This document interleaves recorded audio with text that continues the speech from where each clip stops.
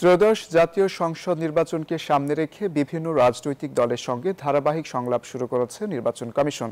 এরই ধারাবাহিকতায় সংলাপের দ্বিতীয় দিনে ১২টি দলের সঙ্গে বৈঠকে বসছে ইসি।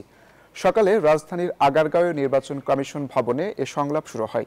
দুপুর ১২টা পর্যন্ত গণফ্রন্ট, ইসলামিক ফ্রন্ট বাংলাদেশ, ইসলামী ঐক্যজোট, বাংলাদেশ সুপ্রিম পার্টি, বিএসপি ও বাংলাদেশ জাতীয় পার্টির সাথে সংলাপ চলবে।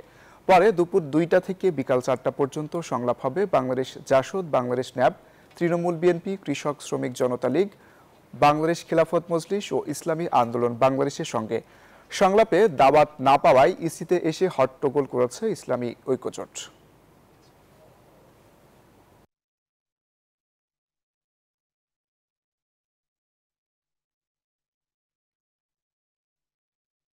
এ বিষয়ে আরো জানাতে নির্বাচন কমিশন থেকে আমাদের সাথে যুক্ত হচ্ছেন সহকর্মী সামিয়া মাহতাব রোজা। হট্টগোল কেন হয়েছে? সংলাপে কোন দলের নেতারা এসেছেন?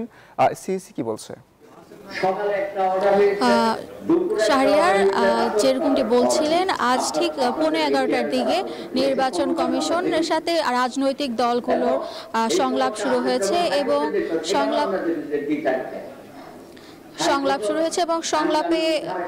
সংলাপে শুরুতেই আমরা দেখেছি কিছুটা হট্টগোল হতে, এবং হট্টগোলটা মূলত হয়েছিল যে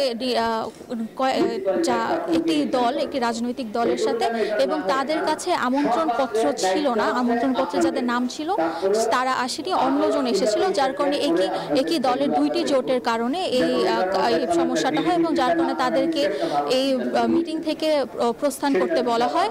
এবং এটি শুরুতে আমরা দেখতে পেয়েছি, এবং তারপরে স্বাভাবিকভাবে গতবারের মতো আজকেও 12টি দলের সাথে যে সংলাপ হওয়ার কথা, তারই প্রেক্ষিতে 6টি দলের সাথে শুরুতে সংলাপ হয়েছে।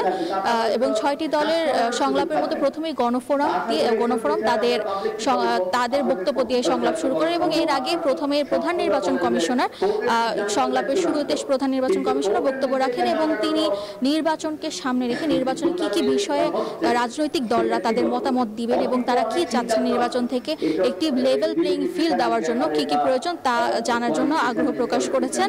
এবং আরেকটি বিষয় তিনি বলছেন যে তারা যেহেতু নির্বাচন কমিশনের সাথে তারা যেহেতু আগে থেকে আলোচনা করছে, এই বিষয়গুলো আলোচনা করছেন। এবং আরো একটি বিষয় যে ইলেকট্রনিক ইনফর্ম ফোরামের সাথে এখন পর্যন্ত 80 বারের মতো অন্যান্য অনেক সংস্থার সংলাপ হয়েছে। এই ছিল আমার কাছে নির্বাচন কমিশন থেকে সর্বশেষ তথ্য।